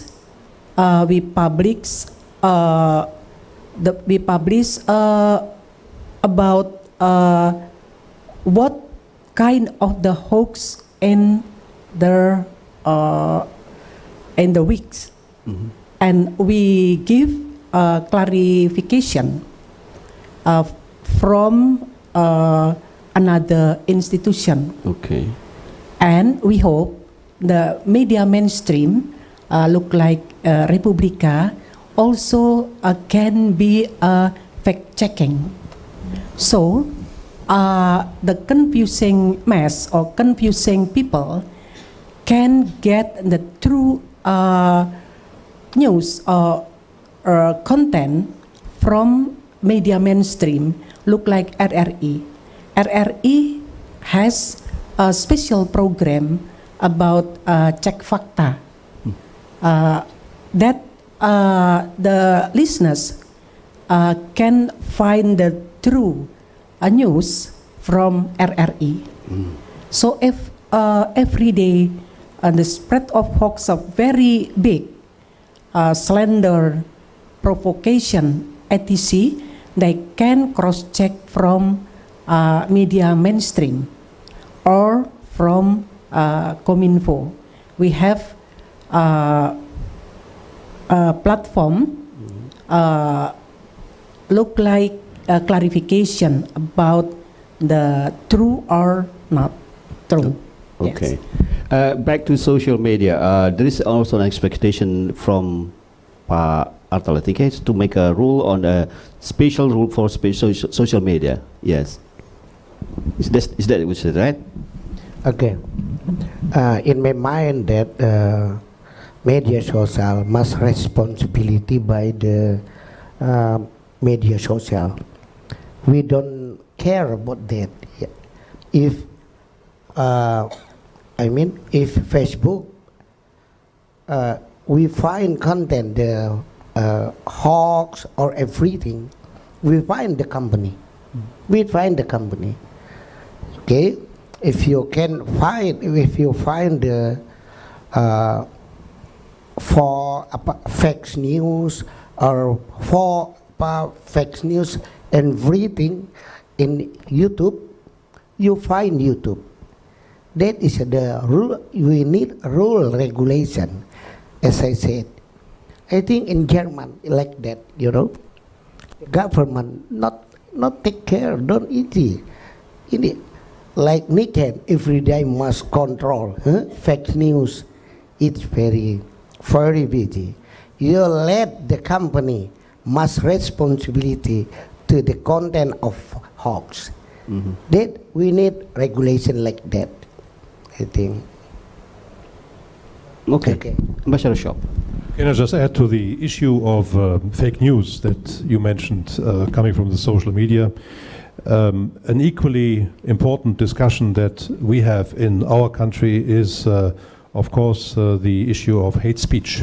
Hate speech. I mean, the use of social media by entities, persons, algorithms, disseminating hate speech. And the European Union, because it's the European Union legislator to a certain extent here, is, as some of you may know, in very, well, sometimes tense negotiations with Mark Zuckerberg of how to, on the one hand, hold Facebook responsible to control content. It's an American company, of course. The First Amendment in the United States is interpreted in the jurisprudence of the US very extensively, much more extensively than in many European countries. So there's a big issue, but I think we have to, if we talk about fake news, also address the issue of hate speech. And in my perception, it's very good that we have this discussion. I think also Mark Zuckerberg himself, he went to Brussels now several times to really present himself to the legislators in the European Parliament and have a dialogue with them. But this is certainly something that in the European discussion is equally important as the issue of fake news. Okay, I will go back to Pak Irfan. Yes, social media, as it is very growing at this time, right? So, for you, is it a reflection of freedom of the press, or just a threat to media, mainstream media? Whatever. Yeah, one thing that important from John said, that's we should educate the people to consume the information. Mm-hmm. It is not important it's come from social media or come from media mainstream or come from everywhere. The most important thing is the way of the society to consume the informations. As long as they can check, they can questioning who is the writers, what is the content of informations, I think automatically the fake news, the hawk news will not be on the stage. Mm-hmm.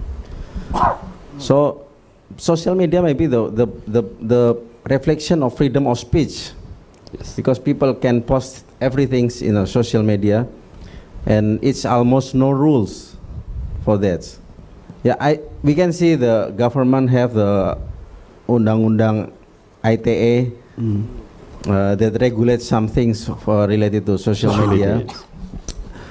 But the thing that most important is about the society. How can they consume in a good way every information? Because without the good awareness about the consume of information is very dangerous. People can fight each other easily just because of the fake news. But Pak Irfan, here in this country, how do you assess the process of educating people about this? Yeah, it should be involved inter-department inside of this country, including the press and media. We should mention, we should explain how the way to consume the information. And also the government should express the good way in consuming the information, because we can see some public figure or some member of parliament or some government components, they don't control the source of data that they mention and share to publish sometimes.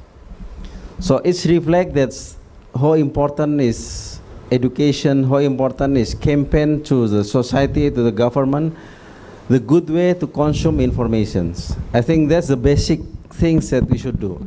Okay, thank you. But I don't know, but I mean not all, but some of the population really enjoy fake news, right? That's the problem. It's become a new industry. Fake news is industrialized.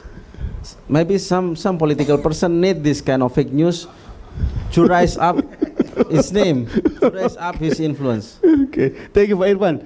Yes, Steve, maybe from RRI is Pak Agung? Pak?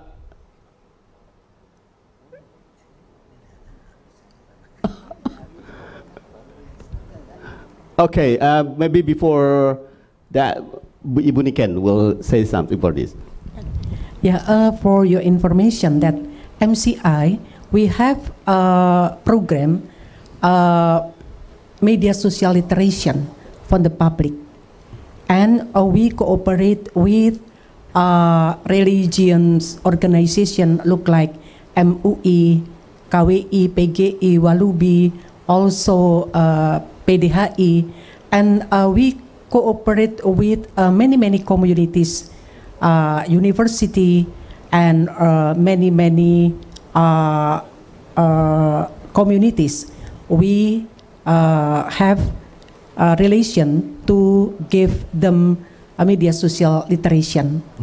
And also government now will learn from Germany because Germany have a regulation to platform, look like Pak Atal said.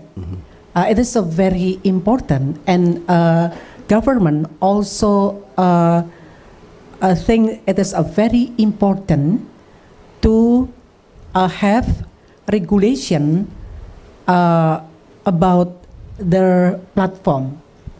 Look like Germany and also Australia gave the platform sanction if they platform content of hoax, slander, provocation, radicalism, etc. Okay, it's very good actually. Yes, Steve. Yes, our previous asker want to add something more. Please, sir. What is? Warif again. I'd like to come back to deepfakes, the deepfake issue. Deepfakes are a danger to democracy. This can happen, this can be used, if not abused, in an election campaign. Now, Indonesia will have local elections to elect mayors and district chiefs come September. Now, a possibility is that when a group with a hidden agenda wants their man or candidate to get that seat in local government, they may use recordings for view in YouTube, in social media, of an opponent saying something which he or she actually did not say. Now in YouTube, you could see examples in the United States of Barack Obama saying things which he did not actually say, and also of the current president, Trump, saying things which he did not actually say. So it's a matter of having the face being replaced by another face, using the face of that particular person, that particular political candidate. Now, my question to you again, to Pak Atal and to Pak Irfan, what guidelines are you giving to your reporters, to your members, in how to cover the coming local elections? How would you deal with the possibility of them finding information which is not true, which is fake? How do you get your members to be able to distinguish between what is the real story and not a fake story? Okay, thank you, Bawari. So you give a stress on the local election, right? Okay. Pak Irfan? I think it's not related to local election only. Okay. But how to make sure that information that we get from our reporter is true. We actually have a standard that's used by the whole press media in this country as well. The journalism should be the main value for the reporters to get the information. There is many value. We have to use our ability to check. We have to use our heart to feel that is it right or not. We have to use our mind to think, is it rational or not. So many tools to control every information that we have. So check and recheck and recheck and recheck is the one thing that we can do, but because there's no other way to make sure the information is truth other than check and recheck and recheck and recheck again. Maybe it's too normatives, but it's really important for us. Okay, check and recheck. So before you said that we need to educate the people about this, right? But one day, just say I read a fake news that I do not realize it is really fake or not. While I want to get the real information, I cannot find it anywhere. So what should I do? Yeah, first, we have to see the source of information. Is it credible or not credible? That's the very basic things that we should do. It is come from the credible institution. It most probably true. Then it's come from anywhere that we don't know the background of the institutions. And the second, we have to use our heart. It's very important things. Is it good? Is it bad? Is it okay? Is it or not? It's one thing that also we should do. And the third, we have to use our mind. Is it rational? Is it logic? Is it? It's a basic question, but it's important to okay. use. Thank you for Irfan. Pak Atal?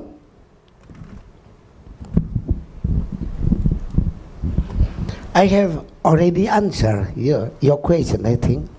And yes, when the session pemilihan apa? Election, hawks will thriving, hawks news and everything. That is the habit, you know. All reporters know that. They know. So that reporter, journalists must be keep control, that they have to make sure that their news not come from the hawks. They have to selective the news and check and recheck. Of course, every time, every day, right now, journalists must keep check and recheck, especially from the media social.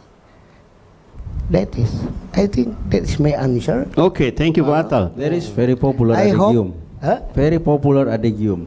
If you are a journalist, when your mom said that she's love you, please check it. Okay, yes. Okay, please check it.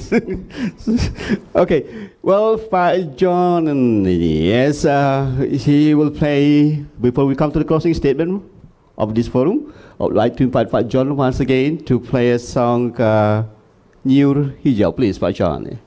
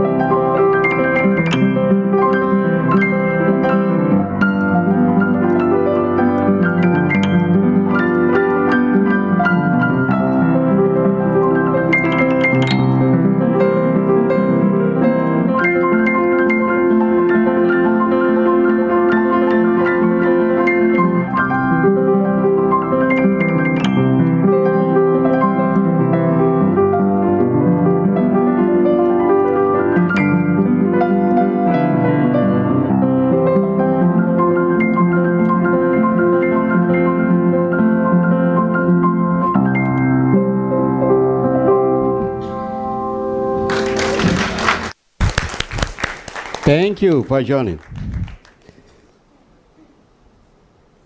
Okay. Today, we talk about freedom of the press attribute to Habibie, and we discuss many things this morning. So now we come to a closing statement for everybody. Start from Pa Irfan first. Okay. Yeah, thank you very much. The most important thing from the press is the freedom, is the independence, and Pak Habibie is the one of a good president, already give us the good example as the leader who very respect to the freedom of the press. And the second, journalism is the also thing, important thing. The journalism value is also the important thing after the freedom. So we have to hold it strongly if we want our society become more healthy in terms of consuming information. Thank you, Pak. Thank you, Irfan. Yes, Pak John. Just thank you very much for an interesting discussion. Media is just, as my colleague from Republica has said, we all owe a debt to President Habibie for his courage, for the decision he made in those early years to give press here freedom. We all owe him a debt. Indonesia is stronger because of that decision. It is freer. It is more prosperous because of that decision. It is less corrupt because of that decision. So we all are here today, I think, in respect of him and respect of that. Media freedom has different levels. Freedom means different things. We cannot just accept that it's free and celebrate that. We have the responsibility to look after it, to keep working on it, and to get better and better. We hope we've made it our foreign policy priority this last year, media freedom, and we'd love it if Indonesia wanted to join with us, sign the pledge to say that Indonesia will be one of the countries, we've got 35 so far, who will do more to look after media freedom. We'd love to work with Indonesia on a national action plan to help together we can get there. And we've got our own national action plan. No one is perfect on freedom of the press. Technology changes faster than regulation. Technology changes faster than human beings. So we're all, with these technology changes, it's already 18 years, believe it or not, that Google has been the #1 search engine. But we're still working out the effects of that. We're still working out the impact of this on the information we get and on the democracy that we have. And so just wonderful to have discussions like this. Let's keep the conversation going. And thank you for welcoming us here. Thank you. Thank you, John. Yes, Ambassador Shaw. Well, I would like to say three things, and the first thing would also go back to the late President Habibie. I think don't put free press, free media at risk. Continue, as Indonesia, on this path to empower journalists, to empower media freedom, because this, in the end, will help your way of development, your your standard of democracy, and so on. The second thing is that I would like to say, we have a lot of challenges that we face, that we have discussed extensively. Certain issues can only most likely be solved through legislation in all our countries, but a big part, and I would actually argue the bigger part, should come from the corporate sector, from the media sector itself. The kind of responsibility, the tools that you have to invest into journalists, into also technology that can deal with the new technology. So that is important investment in the media structures itself. And the third and maybe most important thing we discussed last is educating people. And this has to start very early, because you know, when we discuss this fake news, I mean, when does fake news come into the picture? Fake news comes into the picture when the controversy is no longer about the issues at stake, but the question is, how do I discredit personally my opponent? This is in 90% of cases the issues where fake news comes about, and it has to do with our civic culture, with our culture of public debates, that we refrain from personal discreditation when we have controversy about issues. Okay, thank you, Ambassador Shaw. Ibu Niken? Yes, once again, government does not interference or does not control the press, and we hope freedom of the press can ensure press role as to educate, to enlightening, and also to empowering the people.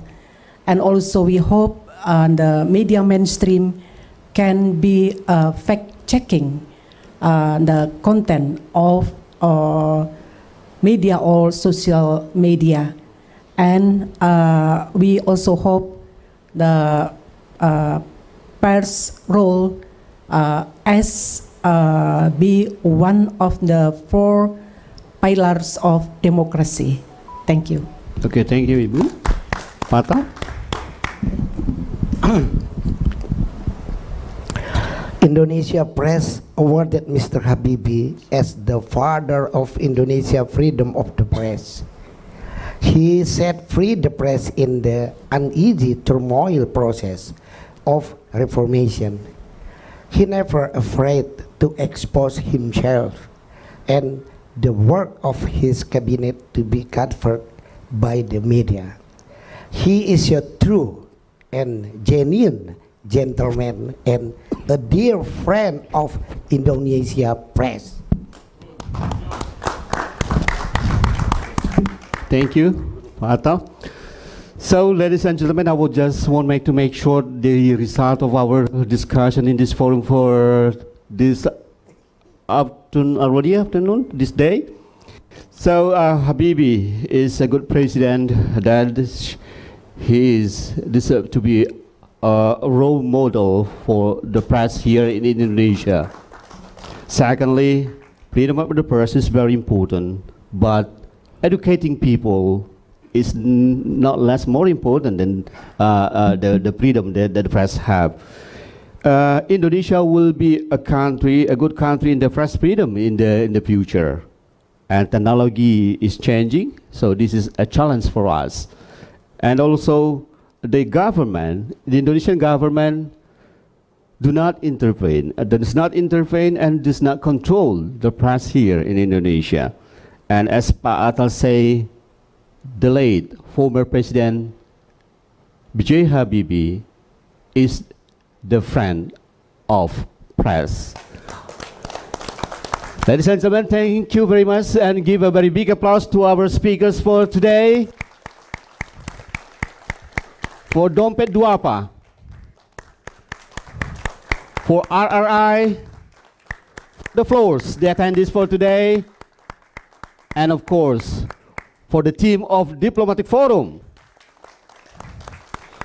I'm Dalat Pane and my colleague, Stefanus Wow. Thank you very much for being with us, and see you next time. Bye-bye.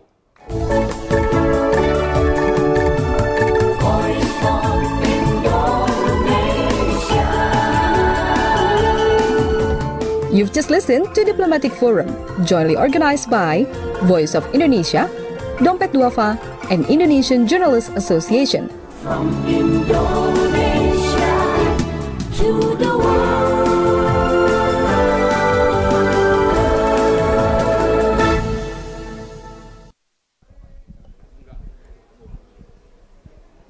Thank you, Dalat Pane and Stefanus Wow, for hosting this dialogue, and let's give big applause for them.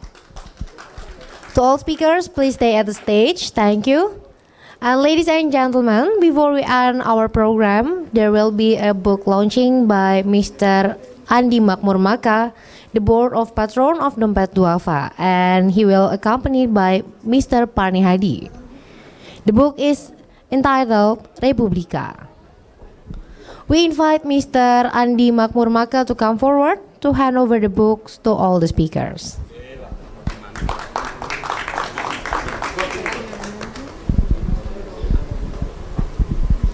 First to Mrs. Niken Widyastuti, the Secretary General of Ministry of Communication and Informatics.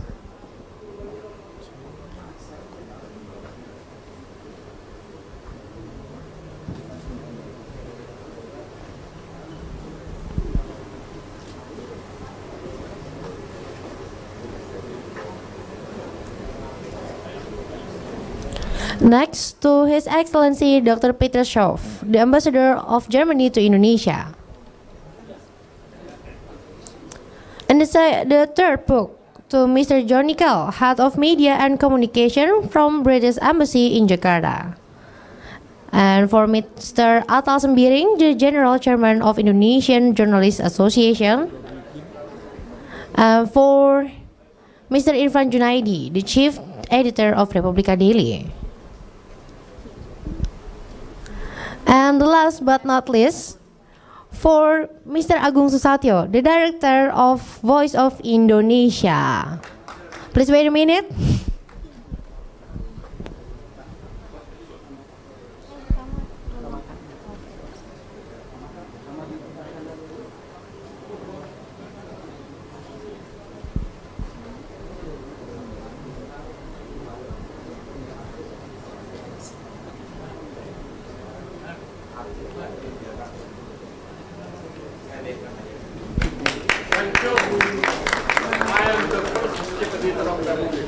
And the book is about my involvement in Republika. Everybody now.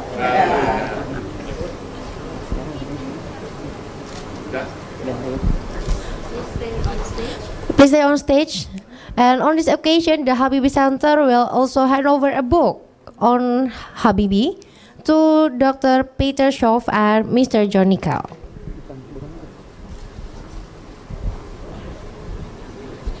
Ini buku lagi. Ada buku.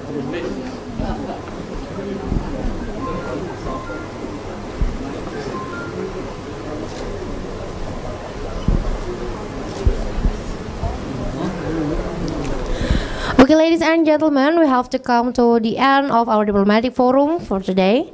And now I would like to invite Mr. Yayat Supriyatna, the Secretary of Dompet Duafa, to deliver the tokens of appreciation to our speakers. And we are also going to have a photo session. First, please give it to Mrs. Niken Widyastuti.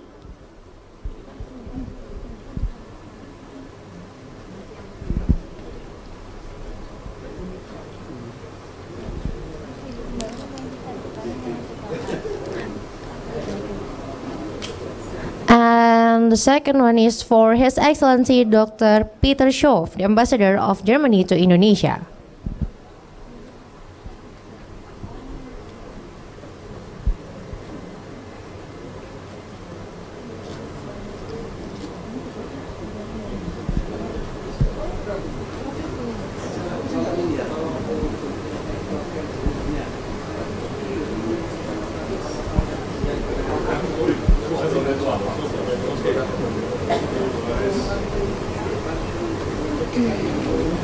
Ini Pak Yayat semua yang ngasih.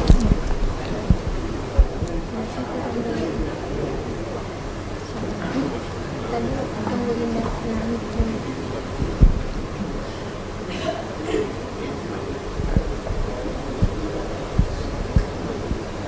And I would like to invite Mr. Imam Rulyawan, the Executive Director of Dompet Duafa, to deliver the tokens of appreciation to Mr. John Nicol, Mr. Atal Sembiring, and Mr. Irfan Junaidi.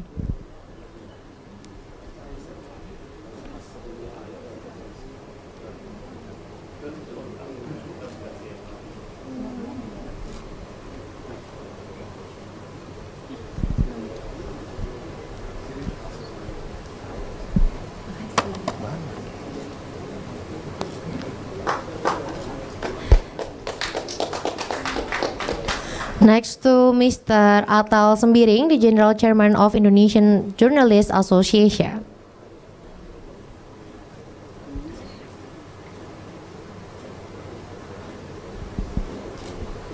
Habis. Masih ada satu lagi.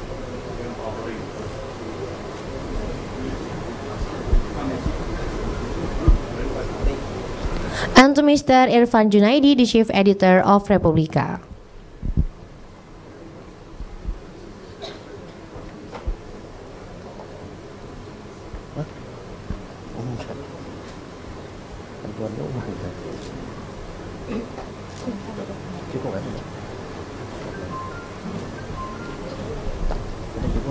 And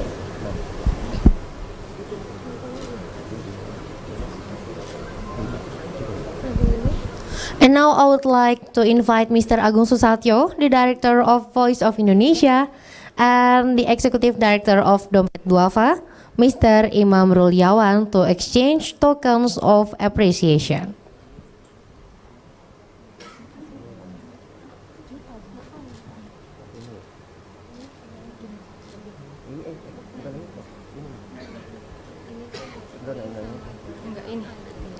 Yang dari RRI-nya mana? Udah dipanggil. Iya maju. Itu kan itu.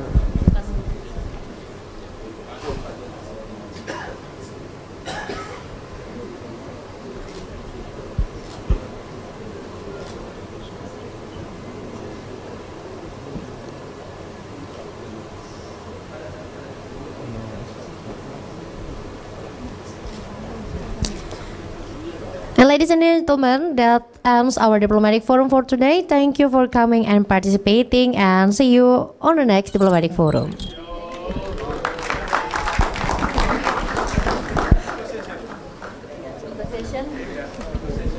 Yeah, we have a photo session, so please. Yeah. And also with the host, Mr. Daulat Pane.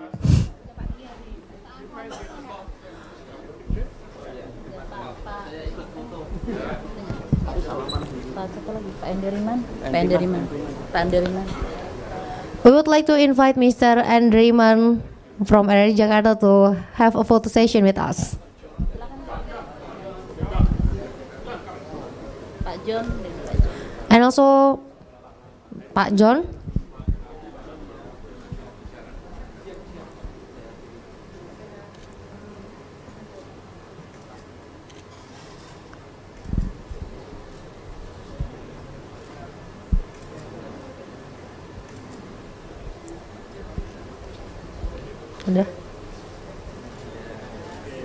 Okay, thank you. And ladies and gentlemen, we'd like to inform all participants of Diplomatic Forum talk show that lunch is served outside the auditorium.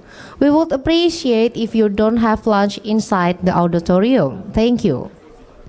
Kepada seluruh hadirin, kami persilahkan untuk menyantap santap siangnya yang sudah disediakan di luar. Dimohon untuk tidak makan di dalam auditorium. Terima kasih.